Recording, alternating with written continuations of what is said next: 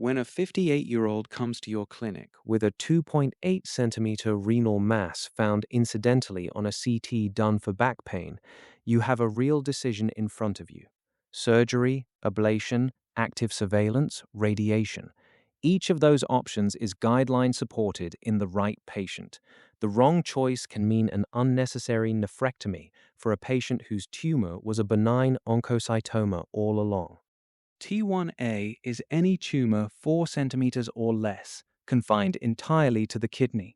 This is the most common presentation in the current era, where abdominal imaging is done constantly.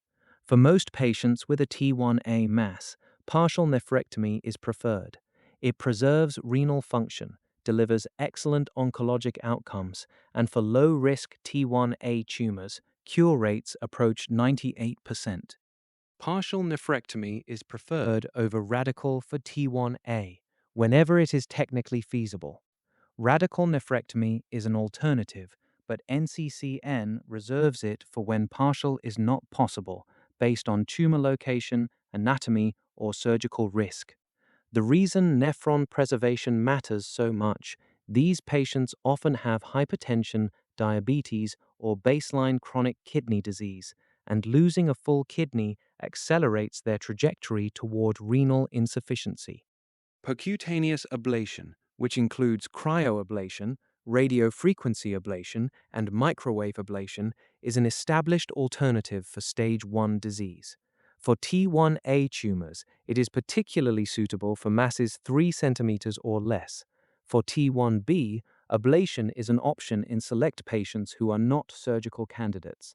A biopsy should be obtained before or at the time of ablation. One critical caveat: ablation may require retreatment more often than surgery to achieve equivalent local oncologic control. SBRT is a Category 2A option for non-optimal surgical or ablation candidates with T1A or T1B disease. It is delivered over 1 to 5 fractions using stereotactic technique with strict motion management. Tumors up to 10 centimeters in diameter can be treated, but tumors abutting the bowel require extra attention to dose constraints. For T1A in non-surgical candidates, SBRT is a genuine alternative. Active surveillance is explicitly endorsed by current guidelines for stage 1 kidney cancer in the right patient. It is particularly appropriate for masses less than 2 centimeters, where the rate of benign pathology is high. Some series show 30 to 40% of these are oncocytomas or fat-poor angiomyolipomas. It is also appropriate for T1A tumors with a predominantly cystic component, and for any stage 1 patient with significant competing risks of morbidity or mortality from intervention. Surveillance means abdominal CT or MRI starting within 6 months, then at least annually. How do you actually decide? A healthy 55-year-old with a 3 centimeter solid enhancing upper pole mass and a normal contralateral kidney, partial nephrectomy. An 82-year-old with a 2.4 centimeter mass and advanced COPD on home oxygen, active surveillance.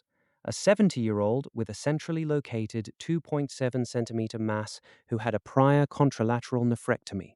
Weigh nephron preservation very carefully and evaluate ablation if partial neph is not feasible. Performance status, comorbidities, and life expectancy all enter the equation. T1B, greater than 4, but no larger than 7 centimeters, and still confined to the kidney, shifts the calculus somewhat. Partial nephrectomy remains an option when technically feasible, but radical nephrectomy becomes more commonly needed. Active surveillance is still listed for T1B patients not fit for intervention, but the threshold to act is lower because larger tumors have higher recurrence rates and a higher likelihood of malignant histology. A key reflex: anytime you see a stage 1 RCC patient under age 46 with bilateral or multifocal tumors or with unusual histology, consider hereditary RCC evaluation.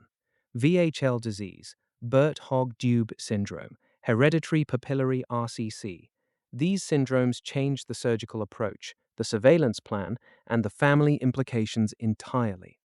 Lymph node dissection is optional at surgery per current guidelines. It should be considered when there is resectable adenopathy on preoperative imaging or palpable nodes at surgery. For right-sided tumors, renal hilar, paracoal, and precoval nodes, from the crus of the diaphragm to the aortic bifurcation. For left-sided tumors, renal hilar, pre-aortic, and para-aortic nodes in the same anatomic range. For clinically N0 stage 1 disease, routine lymph node dissection is not required.